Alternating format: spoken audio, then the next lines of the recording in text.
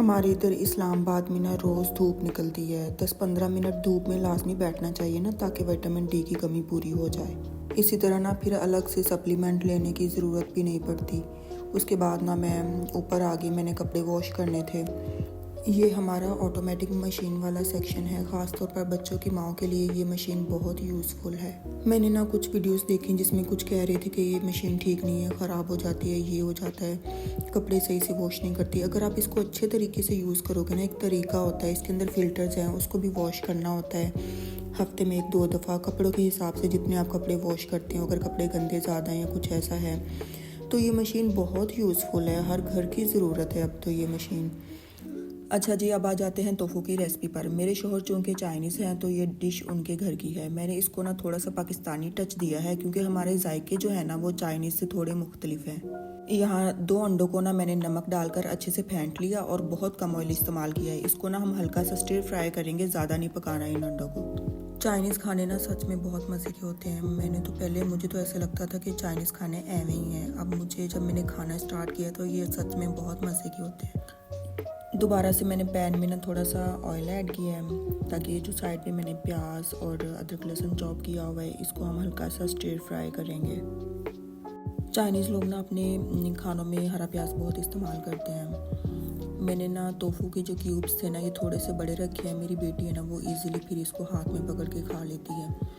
मैंने इसमें ना बहुत कम स्पाइसेस इस्तेमाल किए हैं और सॉसेस भी बहुत कम इस्तेमाल किए हैं। अच्छा, मेरा होता है ना कि मैं एक ही खाना बनाऊं और मेरी बेटी भी खा ले और वही खाना मैं भी खा लूं। मेरे से 2-2 अलग अलग खाने नहीं बनते। टोफू को ना हिलाते हुए आपने हाथ ज़रा हौला रखना है, ताकि ये टूटे ना, क्योंकि ये बहुत सॉफ्ट होता है। अच्छा, यहाँ ना मैं थोड़ा सा पानी ऐड कर दूँगी, बिल्कुल थोड़ा सा ही पानी ऐड करना है आपने। और साथ में मैं ये जो सोया सॉस है ये मैंने थोड़ा सा ऐड किया है, थोड़ा सा मैंने सॉल्ट ऐड किया है इसमें, और थोड़ा सा ही जो ज़ीरा है वो मैंने थोड़ा सा ऊपर से ऐसे ही गार्निश कर दिया। अच्छा, पानी इसलिए ऐड किया है ताकि टोफू के अंदर ये जो स्पाइसेस ऐड कर रहे हैं ना, इसका टेस्ट आए, और इससे ना टोफू ज़्यादा मज़े का बनता है।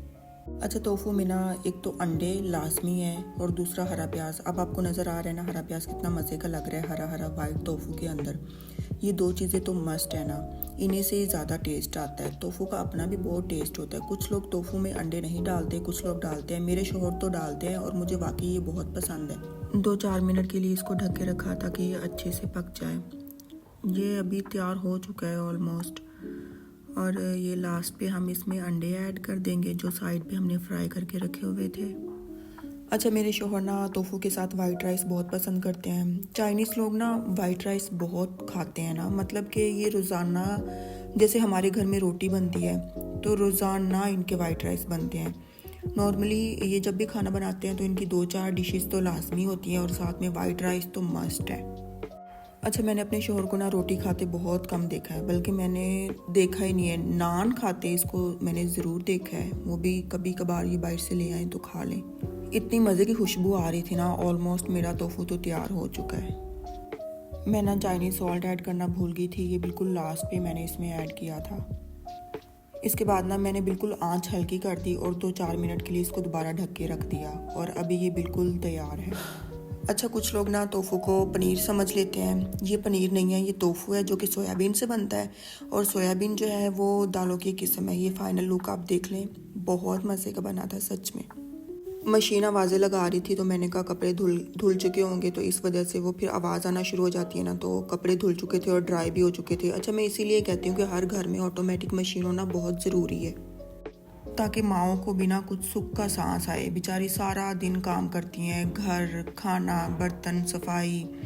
मतलब कि हम औरतें जब फारिग बैठी होती हैं ना, तब तो मर्दों को नज़र आती हैं, लेकिन जैसे कोई काम कर रही हो तब किसी को कुछ नज़र नहीं आता। मैंने ना ये स्टैंड ममटी के अंदर ही रखा हुआ है। विंडो काफ़ी बड़ी है ना, तो वो धूप अंदर ही आती है।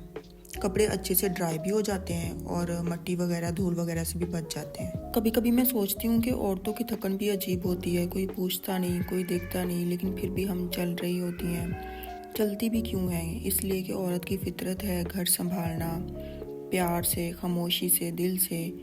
और हाँ, कभी कभी हम थक भी जाती हैं, पर फिर भी हिम्मत नहीं छोड़ती। या मैं अपनी बेटी को वाइट राइस खिला रही थी। इसको ना चावल बहुत पसंद है, बॉयल जो होते हैं वाइट वाले, सिंपल। उसमें मैं कुछ भी ऐड कर दूंगी ना तो ये नहीं खाती। यहाँ मैं मूंगफली फ्राई करने लगी थी। अच्छा, मैं ना मूंगफली बहुत कम देसी घी में फ्राई करती हूँ, ये भी मैंने अपने शौहर से सीखा है। अच्छा, मैंने हर चीज़ अपने शौहर से सीखी है, मैं सच बता रही हूँ। हमारे घर की रूटीन बिल्कुल भी ऐसी नहीं थी और ऐसी चीज़ें नहीं बनती थी। मेरे जो शौहर है ना वो मूंगफली को डीप फ्राई करते हैं और मैं बिल्कुल हल्का हल्का फ्राई करके उसके ऊपर मैंने सॉल्ट ऐड कर दिया है और ये हमारी मूंगफली जो है वो तैयार है खाने के लिए। जब इसकी खुशबू आना स्टार्ट हो जाती है ना तो मतलब कि ये रेडी है। ये देखें जी फाइनल लुक। आप लोग भी ये चीज़ें लाजमी ट्राई करें। अपना ख्याल रखें। अल्लाह हाफिज़।